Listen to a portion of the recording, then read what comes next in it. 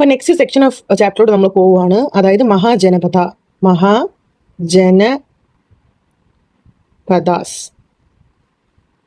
അപ്പം ഇത് പറയും മുന്നേ ജന എന്ന് പറഞ്ഞാൽ ജനങ്ങൾ കൂടുമ്പോഴത്തേക്കും ജനപദം ആവുന്നു, ജനപദം. ഓക്കെ, ജനപദങ്ങൾ ചേരുമ്പോൾ എന്തുണ്ടാവുന്നു? മഹാജനപദ ഉണ്ടാവുന്നു. ഓക്കെ, അപ്പം ജനങ്ങൾ ചേർന്ന് ജനപദം, ജനപദങ്ങൾ ചേർന്ന് മഹാജനപദം. അതായത് ഒരു സ്റ്റേറ്റ് എന്ന് നമുക്ക് പറയാം അല്ലേ. അപ്പോൾ പണ്ടത്തെ കാലത്ത് എന്താണ് പറ്റിയത്? സ്റ്റേറ്റ്സ് ആണ് മഹാജനപദം എന്ന് നമ്മൾ ഉദ്ദേശിക്കുന്നത്. ജനങ്ങൾ ചേർന്ന് ജനപദങ്ങൾ ഉണ്ടാകുന്നു, ജനപദങ്ങൾ ചേരുമ്പോൾ ഒരു സ്റ്റേറ്റ് ഫോർമേഷൻ പോലെ ഉണ്ടാകുന്നു. അപ്പോൾ ഇത് നമുക്ക് സെക്കൻഡ് അർബണൈസേഷൻ എന്ന് പറയാം. എന്താണ് സെക്കൻഡ് അർബണൈസേഷൻ? ഫസ്റ്റ് അർബണൈസേഷൻ നമ്മൾ സിവിലൈസേഷൻ ഒക്കെ പഠിച്ചത് എന്താണ്? ഹാരപ്പ, ഇന്ത്യയിൽ ഹാരപ്പ, മോഹൻജദാരോ, ലോഥൽ, അങ്ങനെ കുറച്ച് സിറ്റീസും കാര്യങ്ങളും, പിന്നെ ഈജിപ്തിലത്, ചൈനയുടെ, അങ്ങനെ കുറച്ച് സിവിലൈസേഷൻസ് അർബണൈസേഷൻ്റെ ഒക്കെ ഒരു സ്റ്റാർട്ടിങ് പഠിച്ചില്ലേ. അപ്പോൾ ഇത് നമുക്ക് സെക്കൻഡ് അർബണൈസേഷൻ എന്ന് വേണമെങ്കിൽ പറയാം. ഓക്കെ, അങ്ങനെ തന്നെ പറയാം, സെക്കൻഡ് അർബണൈസേഷൻ എന്ന് പറയാം. അപ്പോൾ ഇതെങ്ങനെയാണ് വന്നിരുന്നത്? അപ്പോൾ കുറേ ട്രൈബൽ സൊസൈറ്റീസ് ഉണ്ടായിരുന്നു, സോഷ്യൽ സിസ്റ്റം എക്സിസ്റ്റ് ചെയ്തിരുന്നു വേദിക് പീരീഡിൽ. എന്തുണ്ടായിരുന്നു? ട്രൈബൽ സോഷ്യൽ സിസ്റ്റംസ് വേദിക് പീരീഡിൽ എന്ത് ചെയ്തിരുന്നു? എക്സിസ്റ്റ് ചെയ്തിരുന്നു. അപ്പോൾ ഇതിനകത്തുള്ള ഈ ട്രൈബ്സിനെയാണ് എന്താണ് ജന എന്ന് വിളിച്ചിരുന്നത്. ഈ ട്രൈബ്സിനെ എന്തെന്ന് വിളിച്ചിരുന്നു? ജന. അപ്പോൾ അഗ്രികൾച്ചറൊക്കെ വൈഡ് സ്പ്രെഡ് ആയിക്കൊണ്ടിരുന്നപ്പോഴത്തേക്കും ഈ ട്രൈബൽ കമ്മ്യൂണിറ്റീസ് എന്ത് ചെയ്യാൻ തുടങ്ങി? സെറ്റിൽ ആവാൻ തുടങ്ങി. അഗ്രികൾച്ചർ ഡെവലപ്മെന്റ് ഉണ്ടായി തുടങ്ങിയപ്പോൾ ഇവരെന്താവാൻ തുടങ്ങി? ഈ പീപ്പിൾ, ഈ ജനങ്ങൾ എന്താവാൻ തുടങ്ങി? സെറ്റിൽ ആവാൻ തുടങ്ങി. ഒരു പ്ലേസിൽ സെറ്റിൽ ചെയ്ത് നിൽക്കാൻ വേണ്ടി സ്റ്റാർട്ട് ചെയ്യുകയാണ്. ഓക്കെ, അപ്പം ഈ കമ്മ്യൂണിറ്റീസ് പല ട്രൈബൽ കമ്മ്യൂണിറ്റീസ് എന്ത് ചെയ്യാൻ തുടങ്ങി? പല പ്ലേസസിലായിട്ട്, പല സ്ഥലങ്ങളിലായിട്ട് അവർ എന്ത് ചെയ്യാൻ തുടങ്ങി? സെറ്റിൽ ആവാൻ വേണ്ടി തുടങ്ങി. അപ്പോൾ ഇതിനെയാണ് ജനപദ എന്ന് പറയുന്നത്, ജനപദാസ്. ഓക്കെ, അപ്പോൾ ഡിഫറെൻറ്റ് പ്ലേസസിൽ ജനങ്ങളുടെ ആ ഒരു കമ്മ്യൂണിറ്റിയെ ചേർത്തിട്ടാണ് നമ്മൾ എന്ത് പറയുന്നത്? ജനപദ എന്ന് പറയുന്നത്. ഓക്കെ, അപ്പം ഇത് വന്നപ്പോഴത്തേക്ക് എന്താണ്? ട്രേഡ് ഇമ്പ്രൂവ് ചെയ്യാൻ തുടങ്ങി. അഗ്രികൾച്ചറിനോടൊപ്പം തന്നെ എന്ത് ഇമ്പ്രൂവ് ചെയ്യാൻ തുടങ്ങുന്നുണ്ട്? ട്രേഡിൻ്റെയും ഇമ്പ്രൂവ്മെൻറ്റ് ഉണ്ടാകാൻ വേണ്ടി തുടങ്ങുന്നുണ്ട്. പിന്നെ അതുപോലെ തന്നെ along with trade towns became manufacturing centres. Towns എന്തായി മാറാൻ തുടങ്ങി? ടൗൺസ് മാനുഫാക്ചറിങ് സെൻറ്റേഴ്സായി മാറാൻ തുടങ്ങി. അതായത് വസ്തുക്കൾ പ്രൊഡ്യൂസ് ചെയ്ത് അവരവിടെ എന്ത് ചെയ്യാൻ തുടങ്ങി? മാനുഫാക്ചറിങ് സ്റ്റാർട്ട് ചെയ്യുന്ന ഒരു സിറ്റുവേഷൻ വന്നു. ഓക്കെ, അപ്പോൾ ഇനിയാണ് എന്ത് പറ്റുന്നത്? അടുത്തതാണ് മഹാജനപദം എന്നുള്ളൊരു കോൺസെപ്റ്റിലോട്ട് വരുന്നത്. ബുദ്ധൻ്റെ ഒരു വർക്കുണ്ട്, ഇത് ഇമ്പോർട്ടൻ്റ് ആണേ. അങ്കൂട്ടര നിക്കായ. ഓക്കെ, ഇതിനകത്ത് 16 പൊളിറ്റിക്കൽ എൻറ്റിറ്റീസിനെ പറ്റി പറയുന്നുണ്ട്. 16 പൊളിറ്റിക്കൽ എൻറ്റിറ്റീസ്. ഓക്കെ, ഈ 16 പൊളിറ്റിക്കൽ എൻറ്റിറ്റീസിനെയാണ് നമ്മൾ മഹാജനപദ എന്ന് പറയുന്നത്, മഹാജനപദാസ്. ഓക്കെ, അപ്പോൾ മഹാജനപദങ്ങൾ എത്ര എണ്ണം ഉണ്ടായിരുന്നു എന്ന് ചോദിച്ചാൽ എത്ര എണ്ണം ഉണ്ടായിരുന്നു? 16 എണ്ണം ഉണ്ടായിരുന്നു. ആ ബുക്കിൽ 16 എണ്ണത്തിനെ പറ്റിയിട്ടും അദ്ദേഹം എന്ത് ചെയ്യുന്നുണ്ടായിരുന്നു? ഡിസ്ക്രിപ്ഷൻ കൊടുക്കുന്നുണ്ടായിരുന്നു. ഓക്കെ, അതുപോലെ ബുദ്ധയുടെ വേറൊരു ബുക്കുണ്ട്, വേറൊരു വർക്കുണ്ട്, ദിഖ നിക്കായ. ഓക്കെ, അപ്പൊ ഇതിനകത്ത് വാജി കിങ്ഡത്തിനെ പറ്റി അദ്ദേഹം പറയുന്നുണ്ട്. വാജി കിങ്ഡം. ഓക്കെ, വാജി 16 മഹാജനപദം ഉണ്ടെന്ന് നമ്മൾ പറഞ്ഞല്ലോ, 16 എണ്ണം. ഈ 16 എണ്ണത്തിൽ ഒരെണ്ണമാണ് വാജി. വാജി എന്ന് പറയുന്നത് നേപ്പാളിലായിരുന്ന സമയം, നേപ്പാൾ. ഓക്കെ, നേപ്പാളിലായിരുന്നെങ്കിലും ഇതിന്റെ ക്യാപിറ്റൽ എന്ന് പറയുന്നത് എവിടെയായിരുന്നു? വാജിയുടെ ക്യാപിറ്റൽ വൈശാലി, ബീഹാർ ആയിരുന്നു. ക്യാപിറ്റൽ എവിടെയായിരുന്നു? വൈശാലിയിലായിരുന്നു. വൈശാലി എവിടെയാണ്? ബീഹാർ. നമ്മൾ പറഞ്ഞല്ലോ മഹാവീരന്റെ ബർത്ത് പ്ലേസ് ആണ്. വൈശാലിയിലായിരുന്നു, ബീഹാറിലായിരുന്നു. അപ്പോൾ ഈ ദിഖ നികായ എന്നുള്ള വർക്കിൽ വാജി കിങ്ഡത്തിനെ പറ്റി പറയുന്നുണ്ട്. ഓക്കെ, ഇതിനകത്ത് എങ്ങനെയാണ് പറയുന്നത്? ഇവര് ഡിസ്കഷൻസിലൂടെയാണ് തീരുമാനങ്ങൾ എടുത്തിരുന്നത്. എന്താണ്? ഡിസ്കഷൻസ് ചെയ്യുന്നുണ്ടായിരുന്നു. ജോയിന്റ് ആയിട്ടുള്ള ഡിസ്കഷൻസ് വരെ ഡിസിഷൻ എടുക്കുമായിരുന്നു.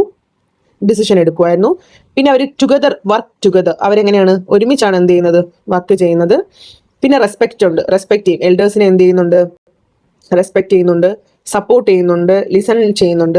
പിന്നെ ഇവിടെ ജീവിച്ചിരുന്ന വുമന്റെ സ്റ്റാറ്റസ് എന്ന് പറയുന്നത് അവർക്ക് ഫ്രീഡം ഉണ്ടായിരുന്നു. വുമൺ എന്തായിരുന്നു? ഫ്രീഡത്തോടെ ജീവിച്ചിരുന്നു. പിന്നെ എന്താണ്? ഇവിടെ പ്ലേസസ് ഓഫ് വർഷിപ്സ് നമുക്ക് കാണാൻ കഴിയും. നമുക്ക് കാണാൻ പറയും വില്ലേജസിലും സിറ്റീസിലും. പിന്നെ ഓരോരുത്തർക്ക് അവരുടേതായിട്ടുള്ള ഫെയ്ത്ത് ഹോൾഡ് ചെയ്യാൻ പറ്റും ഫ്രീ ആയിട്ട്. ഓക്കെ, അവരുടേതായിട്ടുള്ള ഫെയ്ത്ത് അവർക്ക് എന്ത് ചെയ്യാൻ പറ്റും? ഫ്രീ ആയിട്ട് മൂവ് ചെയ്യാൻ പറ്റും. പിന്നെ എന്താണ്? ഈ കാര്യങ്ങളാണ് ആ വാജിയുടെ കിങ്ഡത്തിനെ പറ്റി എക്സ്പ്ലനേറ്ററി ആയിട്ട് അദ്ദേഹം ആ വർക്കിൽ സൂചിപ്പിച്ചിരുന്നത്. പിന്നെ ഇതുപോലെ ഈ മഹാജനപദത്തിൽ നമുക്ക് മനസ്സിലാക്കേണ്ട 2-3 കാര്യങ്ങളുണ്ട്.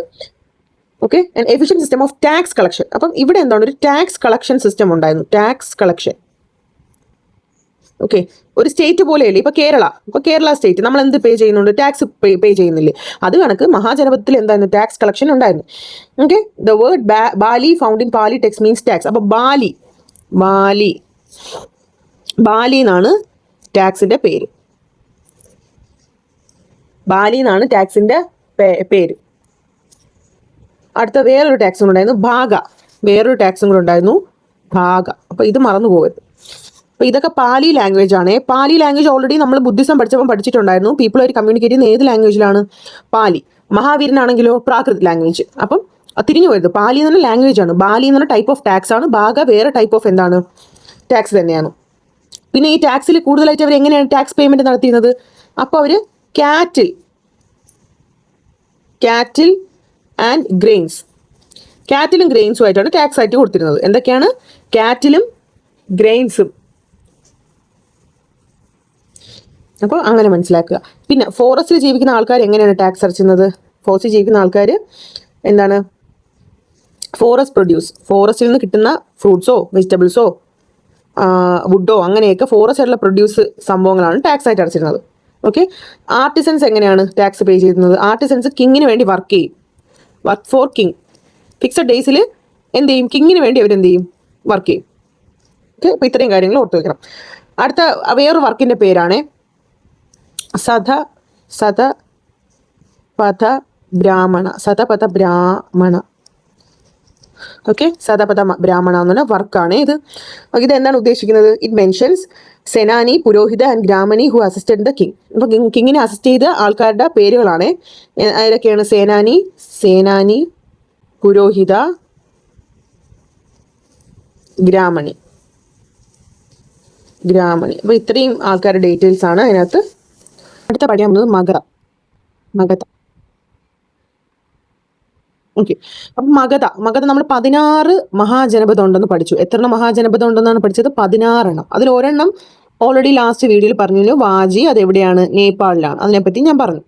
ഇനി ഇമ്പോർട്ടൻ്റ് ആയിട്ട് പഠിക്കുന്ന ഒരു മഹാജനപദമാണ് മഗധ. അപ്പം മഗധ എന്ന് വെച്ച് കഴിഞ്ഞാലും അതെന്താണ്? ഒരു മഹാജനപദമാണ്. 16 ഒരാളാണ് മഗധ. പക്ഷെ ഭയങ്കര ഫേമസ് ആയിരുന്നു. മഗധ ഭയങ്കരമായി നല്ല രീതിയിൽ റൈസ് ചെയ്തു. അപ്പോൾ അതിന് കുറച്ച് കാരണങ്ങളുണ്ട്. എന്തുകൊണ്ടാണ്? നമുക്ക് ജോഗ്രഫിക്കൽ ആയിട്ടുള്ള കുറേ ഫീച്ചേഴ്സ് കാരണവും മഗധയ്ക്ക് ഒരു ഭയങ്കരമായിട്ടുള്ള ഒരു ഇമ്പോർട്ടൻസ് ഉണ്ടായിരുന്നു. അപ്പോൾ അതിനുള്ള കാരണങ്ങളാണ് ആദ്യം മനസ്സിലാക്കേണ്ടത്.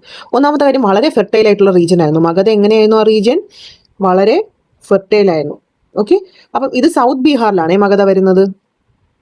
പാറ്റ്നയിലും ഒരു സൗത്ത് ബീഹാർ, ഗയയും പറയാം. Gaya and Patna region of south Bihar. Okay, അതായത് മഗധയുടെ ഒരു ഏരിയ കവറേജ്. ഓക്കെ, അപ്പോൾ ഫെർട്ടൈൽ ആയിരുന്നു, വളരെ ഫെർട്ടൈൽ ആയിട്ടുള്ള റീജിയൻ ആയിരുന്നു. അയൺ ഓർ ഒരുപാട് ഉണ്ടായിരുന്നു. അയൺ ഓർ ഡെപ്പോസിറ്റ്സ് ഒരുപാട് ഉണ്ടായിരുന്നു. അപ്പോൾ നമുക്ക് ഇവർക്ക് എന്ത് ചെയ്യാൻ പറ്റും? ടൂൾസിനും വെപ്പൺസിനും ഒക്കെ എന്ത് ചെയ്യാൻ പറ്റും? അയൺ യൂസ് ചെയ്യാമല്ലോ. ടൂൾസിനും വെപ്പൺസിനും ഒക്കെ എന്ത് യൂസ് ചെയ്യാം? അയൺ യൂസ് ചെയ്യാൻ വേണ്ടി കഴിയും. അടുത്ത എന്താണ്? ഉണ്ടായിരുന്നു എലിഫൻസ്.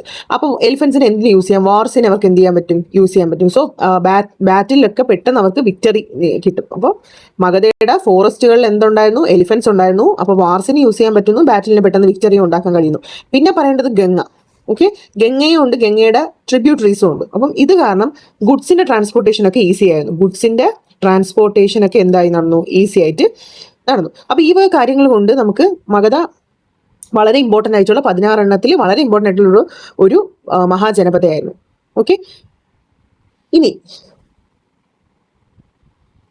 മനസ്സിലാക്കേണ്ട കാര്യം, ഏതൊക്കെ ഡൈനാസ്റ്റിയാണ് ഈ മഗധയിൽ എക്സിസ്റ്റ് ചെയ്തിരുന്നതാണ്. അപ്പം മഗധ മഹാജനപദയാണ്, അവിടെ എക്സിസ്റ്റ് ചെയ്യുന്ന ഡൈനാസ്റ്റികൾ. ഓക്കെ, അതിൽ നമുക്ക് മെയിനായിട്ട് പഠിക്കാനുള്ളത് ഹര്യങ്ക ഡൈനാസ്റ്റി. അപ്പോൾ ഇതിലെ കിങ്സ് എന്ന് പറയുന്നത് ബിംബിസാര, അജാതശത്രു. ഓക്കെ, അടുത്ത ഡൈനാസ്റ്റി ശിശുനാഗ ഡൈനാസ്റ്റി. അപ്പോൾ അത് എളുപ്പമുണ്ട്, കിങ്ങിൻ്റെ പേര് ശിശുനാഗ. അടുത്ത ഡൈനാസ്റ്റി നന്ദ ഡൈനാസ്റ്റി. അതിൽ നമുക്ക് മഹാപത്മനന്ദ.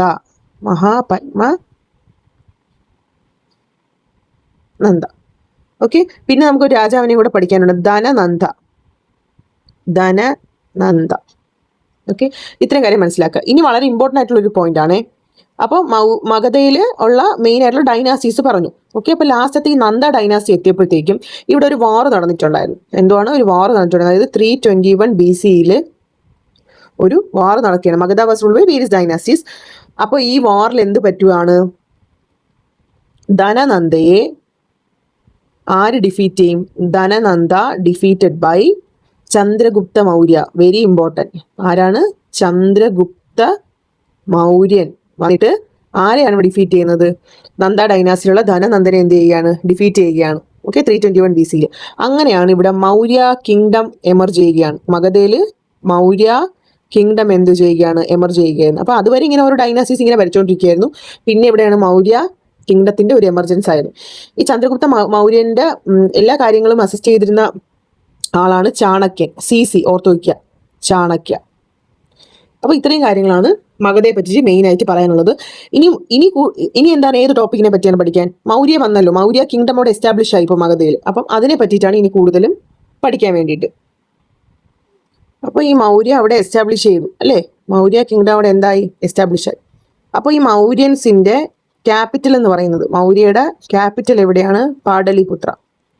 പാടലിപുത്ര ബീഹാർ ആണേ. ഓക്കെ, അപ്പം പാടലിപുത്രം ഈ ബീഹാറിൽ ഈ സ്ഥലത്തായിട്ട് വരുവാണ്.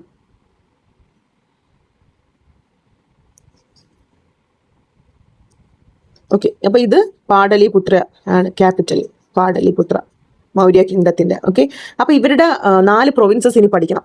സൗത്തിലുള്ള province, west province, north province, പിന്നെ പഠിക്കേണ്ടത് ഈസ്റ്റേൺ പ്രൊവിൻസ്. അപ്പം ഇത്രയും കാര്യങ്ങൾ നമുക്ക് പഠിക്കാനുണ്ട്.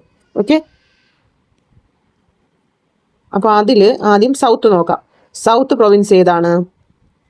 സൗത്ത് പ്രൊവിൻസ് എന്ന് പറയുന്നത് സുവർണഗിരി. സുവർണഗിരി. ഓക്കെ, അടുത്തത് വെസ്റ്റ്. വെസ്റ്റിൽ ആരാണ്? ഉജ്ജയിനി. വെസ്റ്റില് ഉജ്ജയിനി. ഇനി നോർത്തിൽ ആരാണ്? തക്ഷശില. പ്രസന്റ് പാകിസ്ഥാനാണ് തക്ഷശില. അപ്പോൾ പ്രസന്റ് പാകിസ്ഥാനാണ്, ഈ ഭാഗത്താണ് വരുന്നത് തക്ഷശില. ഇനി എവിടെയാണ്? ഈസ്റ്റ് പ്രൊവിൻസ് ഏതാണ്? തോസാലി. അപ്പം ഇത് 4 കൂടെ ഒന്ന് നോക്കി വയ്ക്കുക. അപ്പോൾ ഇവരുടെ ഇതെന്ന് പറയുന്നത് ഏതാണ്? സെൻട്രൽ ക്യാപിറ്റൽ എന്ന് പറയുന്നത് പാടലിപുത്രയാണ്, അത് മറക്കാൻ പാടില്ല.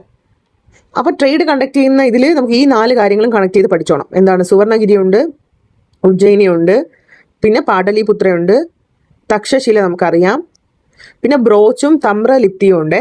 ബ്രോച്ച് നമുക്കിപ്പോൾ ഇതല്ലേ ഉജ്ജയിനി, ഈ സ്ഥലത്തായിട്ട് ബ്രോച്ച് പറയാം. ബ്രോച്ച്.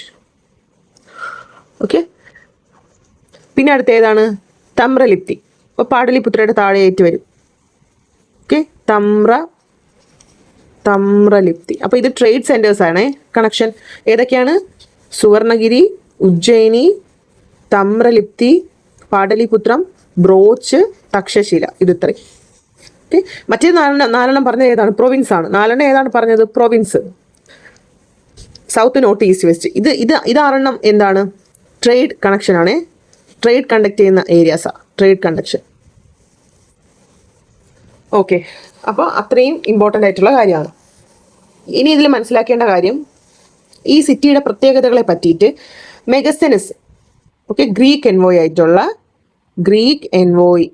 ആയിട്ടുള്ള മെഗസ്തനിസ്, പേരാണ് മെഗസ്തനിസ് അവിടെ വന്ന് കണ്ടിട്ട് ഈ മൗര്യൻ എംപയറിനെ പറ്റി ഡിസ്ക്രൈബ് ചെയ്ത കുറച്ച് കാര്യങ്ങളാണ് പറയുന്നത്. അദ്ദേഹം എന്തൊക്കെയാണ് പറഞ്ഞത്? ഒന്നാമത്തത് ബിഗ് ആൻഡ് ബ്യൂട്ടിഫുൾ സിറ്റിയാണ്. ഇതെന്താണ്? വളരെ ബിഗ് ആയിട്ടുള്ള ബ്യൂട്ടിഫുൾ സിറ്റിയാണ്. പിന്നെ എന്താണ്? Big wall is surrounding the city. Big wall surround ചെയ്യുന്നുണ്ട് സിറ്റിക്ക് ചുറ്റുമായിട്ട്. എന്താണ്? ബിഗ് വാൾ എന്ത് ചെയ്യുന്നുണ്ട്? സറൗണ്ട് ചെയ്യുന്നുണ്ട്. അതിൽ 64 എൻട്രൻസ് ഗേറ്റ് ഉണ്ട്, 64 എൻട്രൻസ് ഗേറ്റ് ഉണ്ട്, പിന്നെ കുറേ ടവേഴ്സും ഉണ്ട്. അപ്പോൾ ഇതൊക്കെ നന്നായിട്ട് നോട്ട്ബുക്കിൽ എഴുതിയെടുക്കണേ. പിന്നെ അടുത്ത എന്താണ്? 2 അഥവാ 3 സ്റ്റോറീഡ് നിലയുള്ള ഹൗസസ് ഉണ്ട്. 2-3 സ്റ്റോറീഡ് ഹൗസസ് ഉണ്ട്. അത് കൂടുതൽ അത് ഉണ്ടാക്കിയിരിക്കുന്ന വുഡും മഡും വെച്ചിട്ടാണ്. വുഡിൻ്റെയും മഡിൻ്റെയും ബ്ലോക്ക് വെച്ചിട്ടാണ് അത് ക്രിയേറ്റ് ചെയ്തേക്കുന്നത്. പിന്നെ കിങ്ങിൻ്റെ പാലസ് മേഡ് ചെയ്തേക്കുന്നതും എന്ത് വെച്ചിട്ടാണ്? വുഡ് വെച്ചിട്ടാണ്. അപ്പോൾ ഇത്രയും കാര്യങ്ങൾ മെഗസ്തനസ്, ഗ്രീക്ക് എൻവോയ് ആയിട്ടുള്ള മെഗസ്തനസ് വന്ന് കണ്ടിട്ട് അദ്ദേഹം പറഞ്ഞ കാര്യങ്ങളാണ്. ഓക്കെ.